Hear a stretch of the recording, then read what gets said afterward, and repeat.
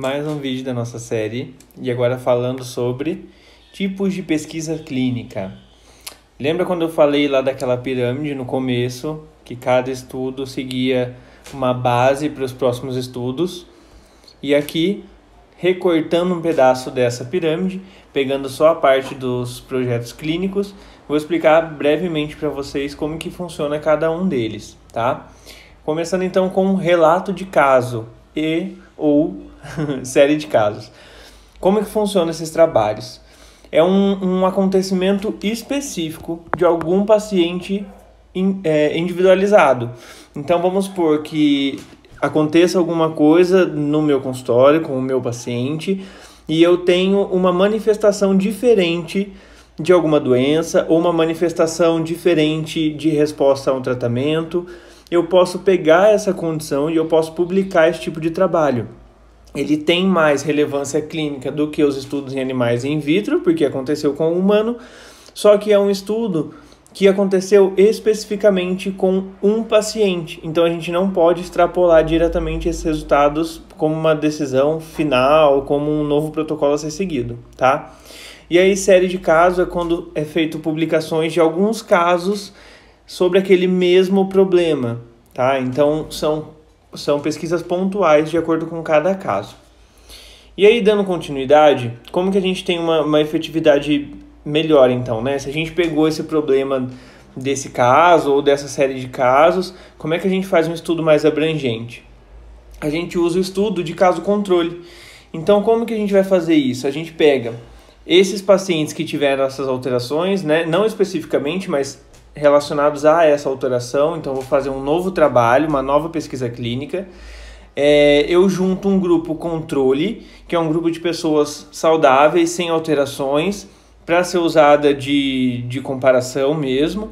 Um grupo para ser manifestada essas doenças, então pessoas que já manifestam esse tipo de doença. E aí é feita uma observação ao longo do tempo nessas pessoas. Então é como se a gente observasse a doença e comparasse diretamente com outro grupo de pessoas saudáveis, tá?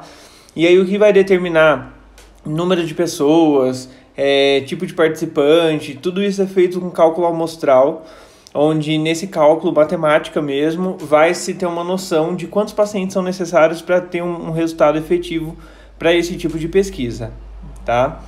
Continuando então, estudos de coorte, o que significa isso? É quando a gente pega um grupo de pacientes ou pode até ser bastante número de pacientes e a gente vai estudar ao longo do tempo, porém dentro de um período, né? Então aqui eu coloquei os 3 reloginhos, mas imagina que fosse um gráfico de pizza, por exemplo. Então dentro daquele período específico, então do ano de 2000 a 2015, foi realizado um estudo em cima dessa alteração de doença. Então, o estudo coorte é focado em relação ao tempo, a observação dentro de um período de tempo.